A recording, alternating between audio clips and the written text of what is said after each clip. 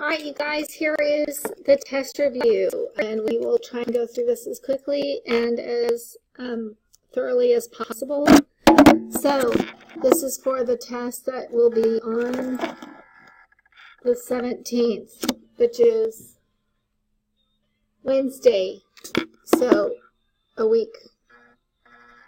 So here you go. These are your composition of functions. You need to state your domain restrictions where necessary.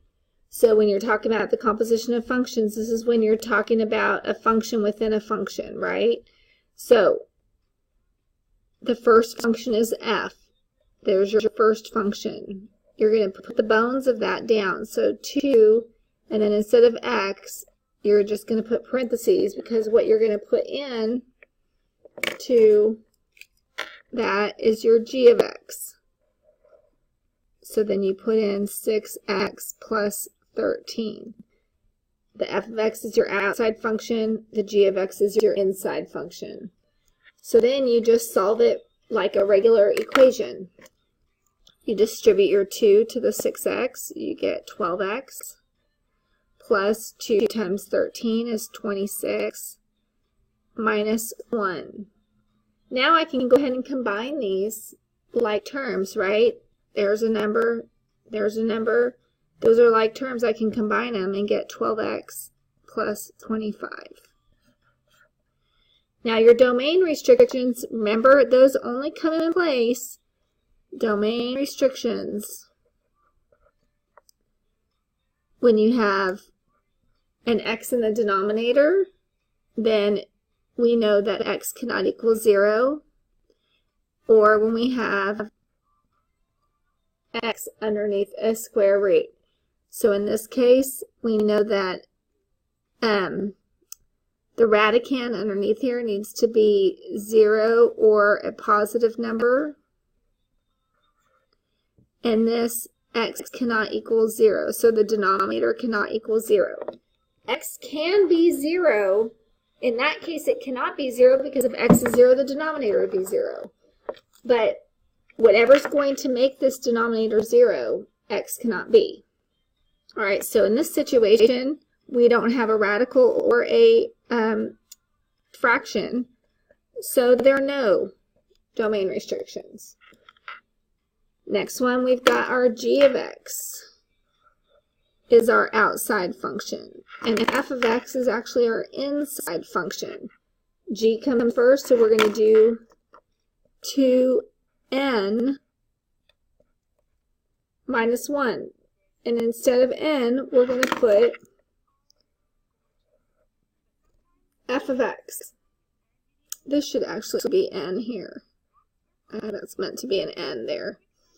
So we're going to put 3n squared plus 2n. Now we work that out, okay? So we distribute 2 times 3 is 6n squared plus 4n. Make sure you distribute 2 to both. Minus 1. All it's asking is for us to do this. We do not need a factor. We're not solving. There's your answer. No exponent, or I'm sorry, no fractions with x in the denominator, and no radicals. So there are no domain restrictions. Okay, here we go. G, again, is the outside one, so we're going to put that one first, 9, and instead of x, I'm going to end up putting the other one, plus 4. Instead of x, I'm putting in f of x, which is x minus 4 over 9. Okay? Now, when I multiply, we know that 9 is in the numerator here, and 9 is in the denominator here.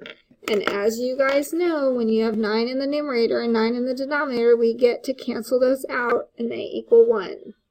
So I can go ahead and cancel these out. That equals 1, and then I'm left with x minus 4 plus 4. Minus 4 plus 4 equals x. So there you go. That's it. I look up here, 9, there's no x in my denominator. Even though I have a fraction, the x is not in the denominator. And no radicals, so my domain restrictions are none. All right, next, we've got, this is the other way to show f of g of x. These are the same. So the first is f. So we've got f 6, and I'm going to leave that x available because I'm going to input this in for the x. Right? So I get 4x squared plus 6x plus 8. Now I just distribute that 6. Distribute the 6 and I get 24x squared plus 6 times 6x is 36x. 6 times 8 is 48 minus 7. Now I'm going to notice that I can combine those. Can't combine anything else, but I can combine those. And so my final answer will be 24x squared plus 36x plus 41. Again, I'm not solving, so I don't need to factor it. I'm just simplifying. Again, I have no fractions with x in the denominator, no radicals, so no domain restrictions. All right, now we do have a radical. So my outside is g of x, so I'm going to put that one first. This is my first, this is my first. So the 5th root of x, ooh, shoot. I want to put x, because instead of x, I need to put my f of x. I need to put that. So I'm going to put parentheses, minus 5. Now I'm going to put x to the 5th plus 5 instead of my x here, right? I'm just basically taking this x out and plugging that in. So then here's what I get. Now, this looks confusing. However, these parentheses just are taking the place of the x. So I can go ahead and say these are like terms. X to the 5th plus 5 minus 5 is going to equal the 5th root of x to the 5th. That is 0. And the 5th root of x to the 5th is going to be x. So there's my final answer, except in this case, I do have a radical, right? I've got a radical, and I need to make sure that all equations are satisfied, are valid or satisfied. I'm going to put valid. Because here, x, the domain restrictions for this, x would have to be bigger or equal to 5. The way you figure that out is you set x minus 5 equal to 0.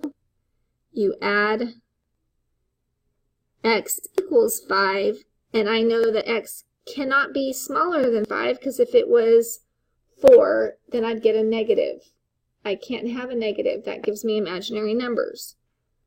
So I know x has to be greater than 5 to satisfy this equation. But what about this equation? X has to be, in order to be satisfying this equation, x has to be bigger or equal to 0. Okay? Now, you have to think. I know that's crazy, but you have to think.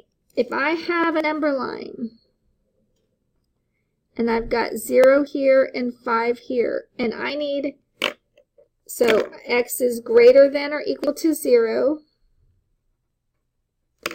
and x is greater than or equal to 5, it has to satisfy both of these equations. So my domain restrictions is x is greater than or equal to 5. Because 4 is fine here. That's still a positive radicand, but 4 would not be fine here. You have to go with the most restrictive.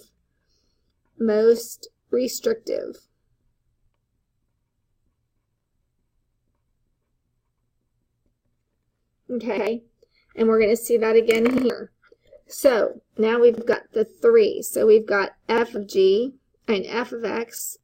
So I'm going to put my square root. I'm not going to put anything in there because the whole thing is going to be parentheses. I can put, that's where my x would go. So already I know that x has to be greater than or equal to 0 based on the restrictions of f of x. So I already know I'm going to at least have those be my domain restrictions. Do you see that? X cannot be less than 0. It can't be negative.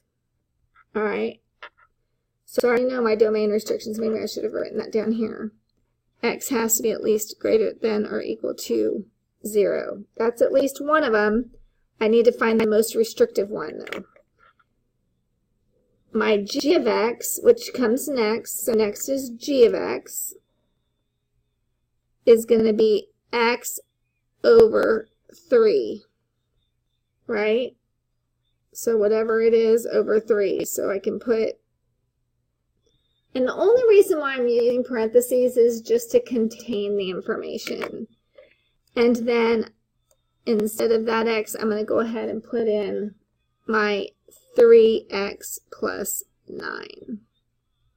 So if I were to rewrite this without all those crazy parentheses, now that I kind of understand what it's supposed to be, I'm going to say, okay, 3x plus 9 divided by 3 is my equation.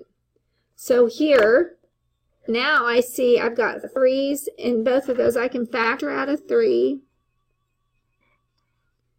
and get x plus 3, right, over 3.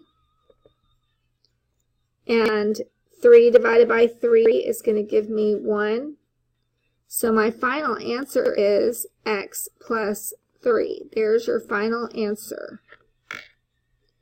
Now, I see that this is a radical, and according to this one, I wish I would have written it in a different color so I can, these domain restrictions have to be where x is positive, or the radical is positive. So x plus 3 equal to 0, x has to be bigger or equal to negative 3. So we've got x is to be bigger or equal to negative 3. Now, which of these is more restrictive?